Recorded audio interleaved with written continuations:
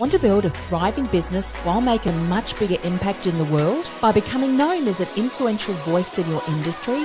The choice versus just a choice with your ideal client? That's exactly what you're going to learn as I interview business experts, industry thought leaders, and entrepreneurs who are in the trenches making their mark so you can too.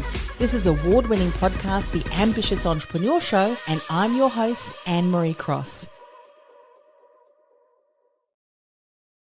And welcome to another episode. So my guest today says it takes a lot of courage to change, and it takes an objective perspective to keep you, also to help you gain the confidence that you're making the right decision. So joining me on today's show is Jackie Bebenroth.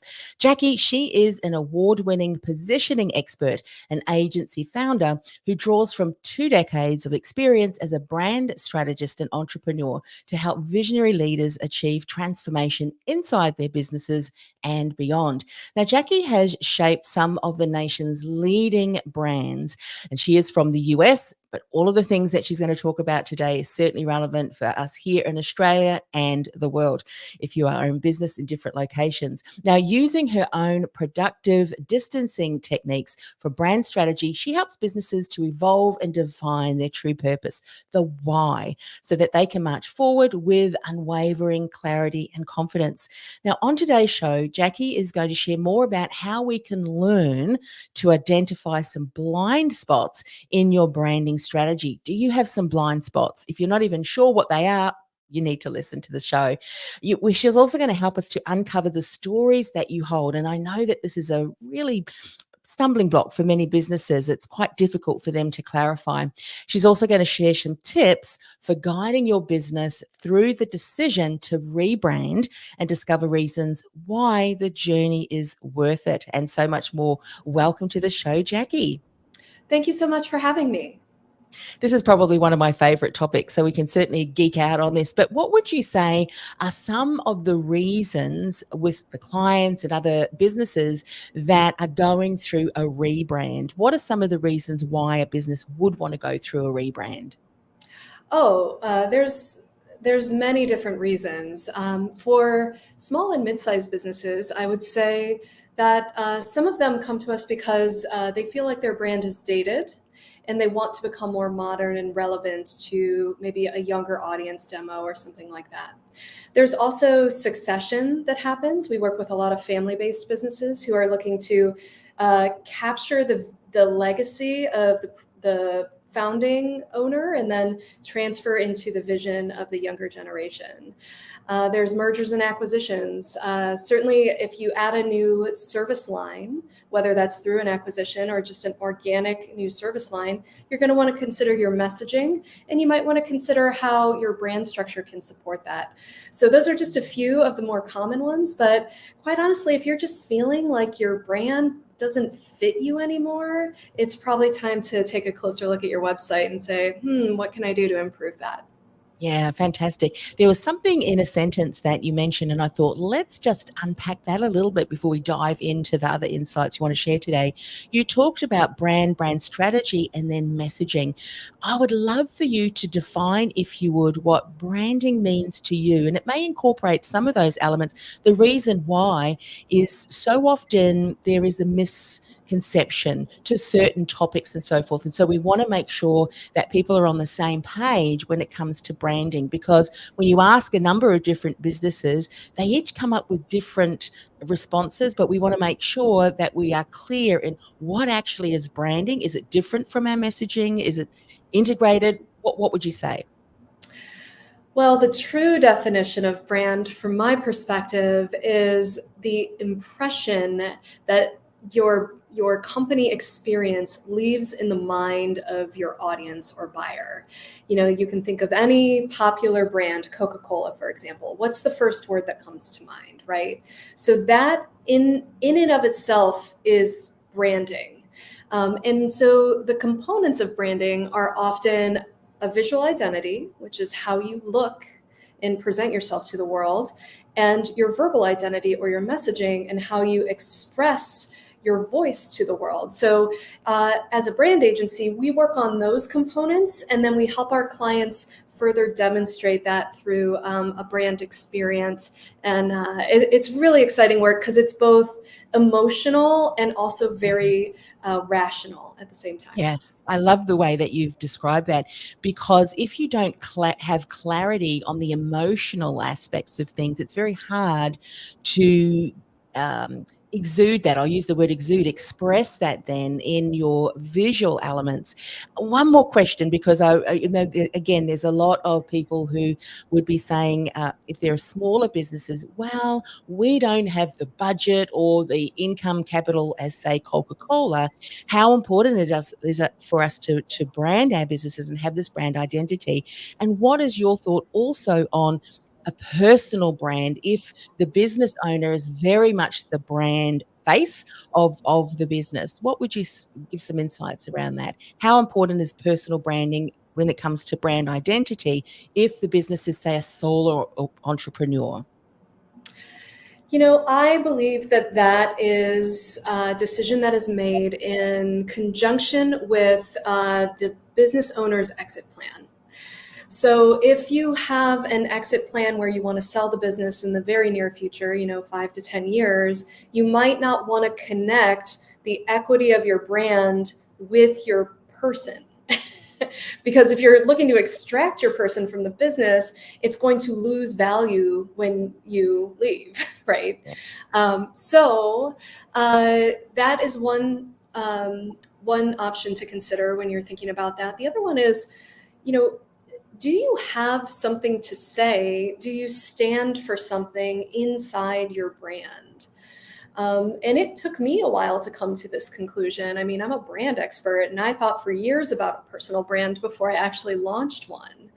And I worked with a positioning expert because I was very close to it. Obviously, it's me. And I needed someone to help me read the label outside the jar. I felt like I was sitting in the jar, and I just needed somebody to tell me objectively what I stand for. I just have 25 years of experience. It's a lot to say. So we landed on this idea of productive distancing, which is actually the process that we use inside my company. So those two things are interrelated, but I can still stand on a stage and talk independently about productive distancing without mentioning my company, because that is an area of expertise that I own. So if you own an area of thought leadership, that could be an opportunity for you to step out and have a personal brand. Yeah, I love that. And one of the things that I really love about what you've said as well is that we see a lot of businesses who are incorporating podcasts and other mediums to communicate their brand and bring their brand message out. So if you call it your own name and you create quite an audience of followers and listeners that are your ideal clients, if you're thinking of a succession plan and selling it down the road, it's very difficult for someone to bring that in and take that on board. But if you brand it, you can, as you said, and we're going to talk about this in a moment, if you brand an aspect, you call it productive distancing. Is that what you call it? Yep. And that very much is part of expertise. It's part of who you are and what you do and support clients with. But others can come within your organization and also bring that forward as well. So I love that. Thank you for having a bit of a play with me here so that we can really get some clarity around personal branding, and why it's so important. What about some blind spots? Help us to identify what they may be in our branding strategy. So blind spots happen specifically with entrepreneurs who are so close to their businesses, they're in the trenches. Sometimes they don't truly see what their customers find value in. And what I mean by that is, we work with entrepreneurs. When an entrepreneur comes to us and they say, help me with my branding, the first thing we ask is, tell me about your business. And they'll talk for 25 minutes because they're so passionate about the business and they just want to tell their story, right? We hear this so often, and that's great for them. But the blind spot is in, what do people actually care about when they're considering working with you? When they're considering buying your product or service, they may or may not care about your origin story or your passion or your purpose. They might just want to know, can this firm solve my problem? Which is actually the first thing that they're thinking. So we help businesses identify those blind spots that are misalignments between what the owner believes to be important and what is actually important to the audience. What are some ways then, if someone's listening to you and thinking, oh, we do tend to do that, go into our origin story because we're told we have to identify our why. So very much they lead from that why. What Mhm. are some things that they may be able to do on their own initially? I mean, obviously, it's so important. You even hired a positioning expert.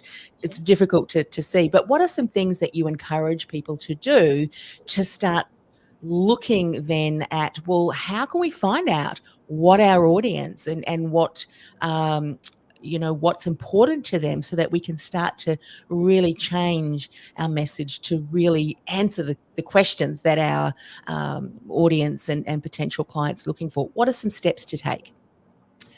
So the first step is to truly look inside your business. So say you have a leadership team, go to your leadership team and ask them the question, where do our customers find value in our products and services? Seems like a very simple question, but I can guarantee you're going to get back very different answers from different people inside your organization.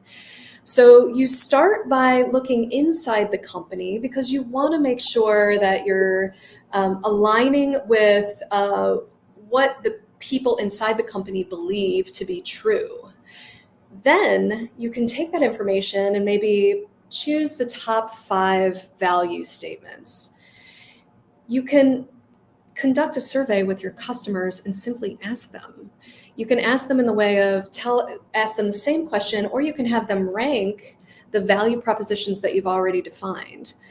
And in doing so, you will likely be very surprised by what you think your audience values and what they actually value. And then you take that information and you apply it right into your marketing and your brand. One of the things that you might have seen or heard some of your clients do, but other businesses do, and I know that this is so easy to fall into, and it could be very much a blind spot when we are unsure of that value, particularly if some of the businesses who are watching or listening to this recording, Jackie, they may be a small business, so they don't have a large team to be able to support them, because a lot of them might be a solopreneur and they might have, say, an admin team to help them with the various important admin stuff so that they can run their business. So it's hard for that brainstorming. So what is often something that they're tempted to do is to look at, well, what's happening in the marketplace where some of my competitors are really they're standing out, they're getting business, and it really looks to be working for them. What can I do that emulates what they're doing and bring that back into my business? Something that you said earlier is look inside. You didn't say look at what everyone else is doing and kind of emulate them. What would you say for businesses who have thought, well, I'll just sort of look at what other people are doing and bring my own version of that into my business with a brand strategy? For early stage business, that's not a bad strategy. I mean, you certainly want to know what your competitors might be doing, and I'm not suggesting that you totally ignore that information. For more established companies, like if you go to external sources first, you might risk ruining your own authenticity as a company and what you already have built. So that's why we recommend that internal viewpoint first. For early stage businesses, certainly do some research.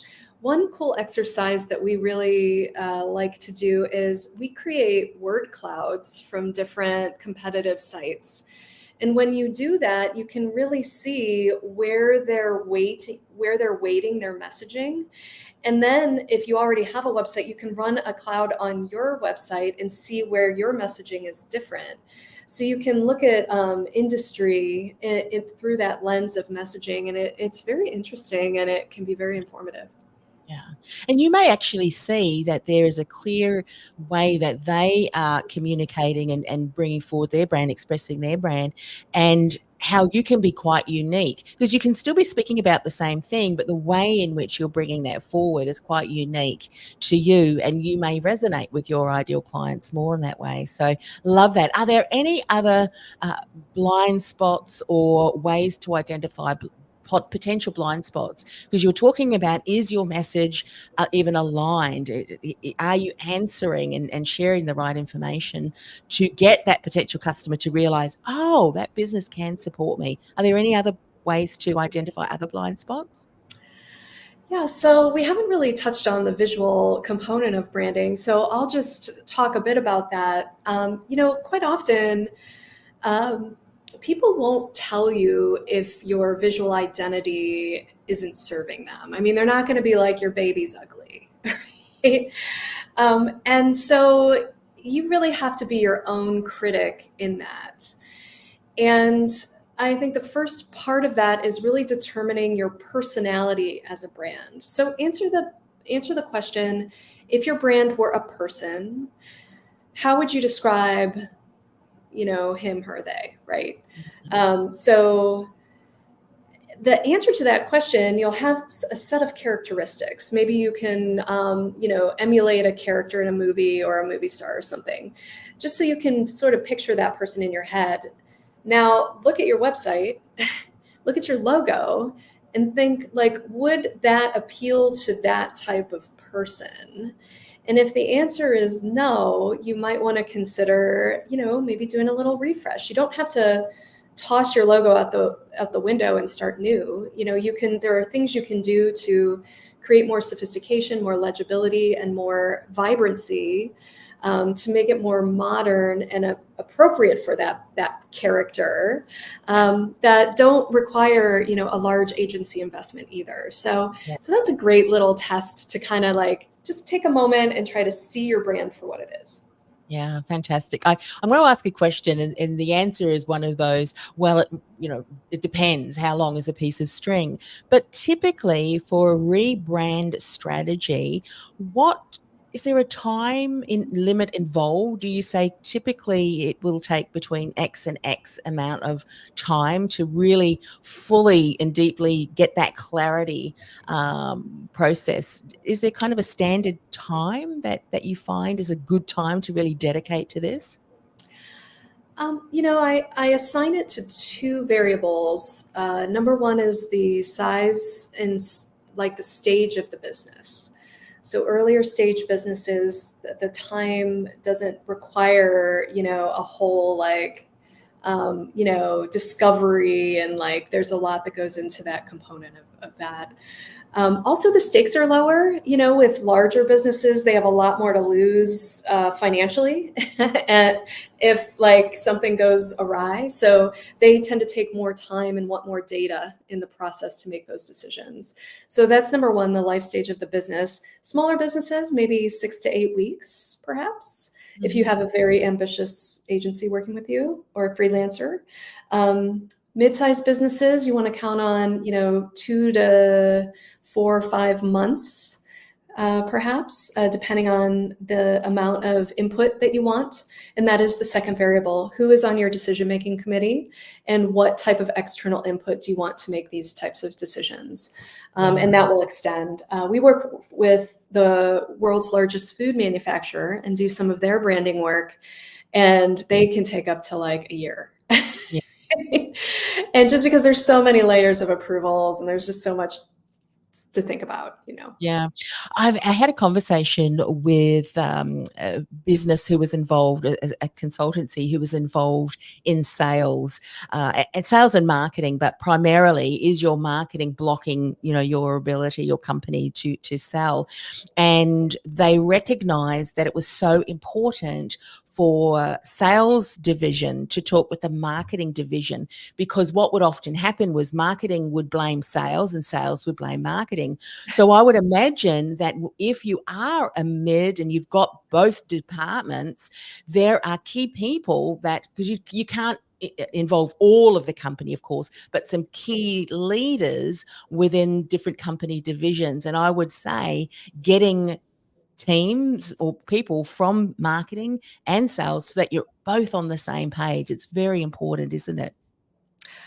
Oh man, I can't stress that enough. I mean, we've been in so many circumstances over many years where you get that like sales and marketing kind of conflict. And really, we take the position of we are here in service of sales. And, we're here to arm sales with what they need to do their job well. And the brand is a big component of that. And if they don't feel confident showing up in the field with the right brand materials, that's going to come across. Right. Yes. So we make a point to always involve salespeople. There's got to be at least one frontline salesperson on the brand committee. So we are getting their voice in the mix. Yeah, so important, so important. Mhm. Love it, love it. So let's have a look. What are some of the stories that you see can hold us back? Help us to uncover these. So I'm a copywriter by trade, which means I grew up in an agency environment where we had this mantra that it's always assume that someone doesn't care what you have to say, which seems a little harsh, but really it helped us be better at earning attention. And so storytelling absolutely has a place in your sales narrative, in your brand overall.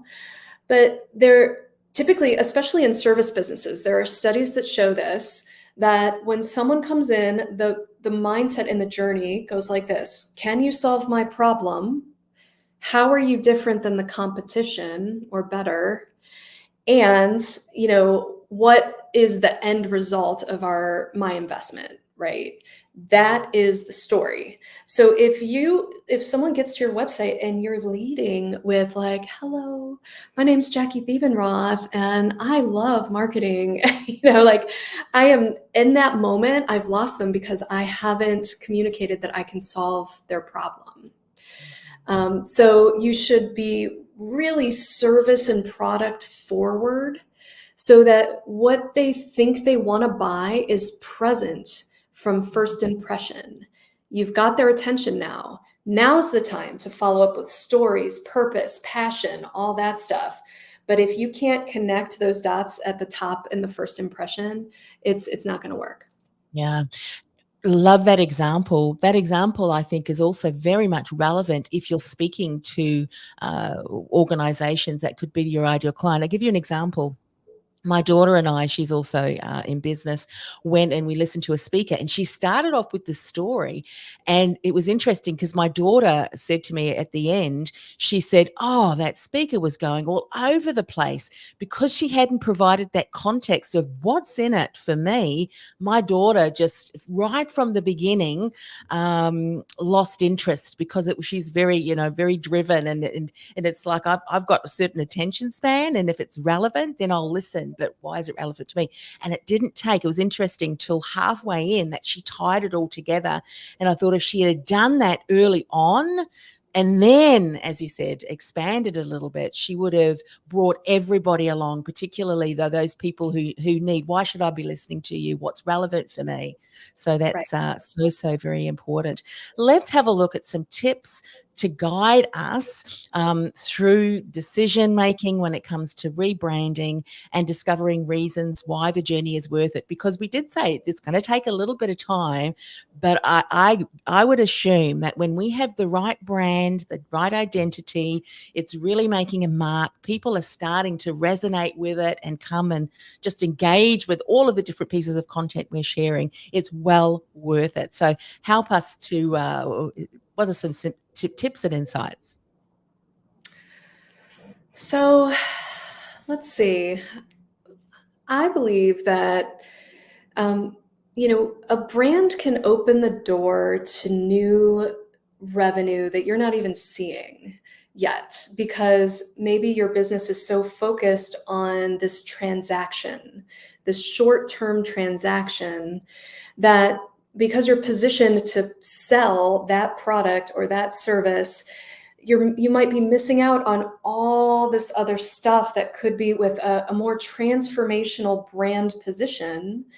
Then it opens the door to cross-sell and upsell opportunities and better customer lifetime value and deeper relationships with your customers. And so when you're looking at a rebrand, it's important to understand where you are. Is your business very sales focused to your detriment? Meaning, are you so focused on that short term quota that you're limiting yourself from that bigger picture? And if so, you might want to reevaluate, how you're investing in your direct messaging versus that brand experience that keeps people with you for longer periods of time, because it's much more cost effective to keep a customer than it is to get a new customer in almost all cases. Yes. So you want that longevity in that relationship. So branding can really help with that. And that is something that I don't think a lot of entrepreneurs consider, and a true blind spot that we bring to the table to help shine the light on. I love that. Can you, I mean, I know I'm putting you on the spot here, but I'm sure you've got an example, because I think examples just really help us to provide some context. Is there an example where you'd worked with an organization, you don't need to name names or so, but through really looking at their brand strategy, they were able to see, oh, when we reposition this way, we really, it just opens up so much more potential and opportunity for our customers to be with us for a longer time. Do you have an example that you might be able to share? Sure. So the first that comes to mind is, I mentioned we were working with this global food manufacturer. And when we started working with them, they were selling a product in a box. And it's a food product in a box to restaurant operators. They sell to global restaurant operators, these big food chains and things. And that's a transaction. And their sales force, they had a very focused and aggressive sales force to get more boxes in more restaurants. And when we started working with them, we said, look, actually what you do is you have a process to manufacture the most high performing products. What if your brand was less about the product and more about the process of developing that? Could you get customers in to do custom work with you on that process to get a custom box? And they were like, oh, I guess we could. Right? So we went from branding a product to branding a process, Yes. because then now you have a broader opportunity to customize the work. And without that brand, they'd still be limited in what they were selling. And that ended up, over last year, they told us their sales went up 30 points. Wow. So, What was interesting about that process that they took to design and develop and manufacture that box, mhm. I would imagine has IP, intellectual property, real expertise that they developed. So they then positioned themselves kind of as leaders in that industry. And this is what we've developed. We can now develop it for you. I love that. Yeah, That and they is, went from a product-based brand to a people-based brand, yeah. which was really cool. So visually, we moved them away from product photography and into more human photography. So they were presenting as humans first, product second, and that's been really compelling. And I'm really excited to see where that goes. Yeah, that's a great example, and it allows people to visualize or envision, I should say, how that can be, well, what is potentially possible for their business too. Have they been so laser focused on one thing that by stepping back and having some great questions from someone such as yourself, or working with an expert who's external to your business, may be able to see that there is far greater opportunity in actually selling the thing that you've been doing that gets you to that product, or something about that. There's, different Exactly. markets that Yes. certainly can be tapped into. So I know that we've only just scratched the surface, Jackie, and I know that in a role such as yourself and what you do, your expertise, envisioning is really part of the process, isn't it? It's having that discussion. It's what is possible, and being able to just yeah, the sky's the limit kind of thing, and then seeing, okay, what is actually possible. So if people are listening today or the recording and they think, my goodness, we've never even thought about that, what could be possible, and maybe we do need a brand strategy or rebranding strategy, how can they get in contact with you, Jackie? What's the best way for them to do that?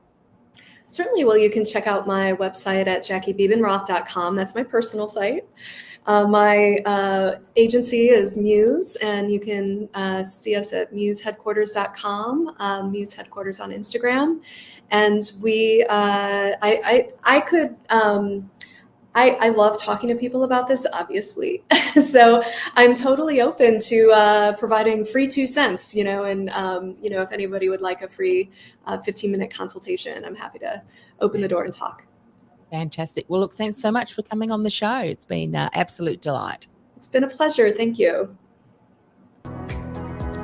Hey, it's Anne-Marie. Before I go, are you a coach or a consultant who feels like the world's best kept secret? Your experience is vast, yet secretly you're frustrated because despite all of your hard work, you're just not getting the visibility, the recognition, or new clients you'd hope for, and you don't know why? I've created a free resource that'll help you build visibility, generate leads, and enroll dream clients with ease because you're seen as a trusted authority, even in a crowded marketplace. And you've positioned yourself as the choice versus just a choice for your dream client. To get started, go to annemariecross.com/gift. That's annemariecross.com/gift.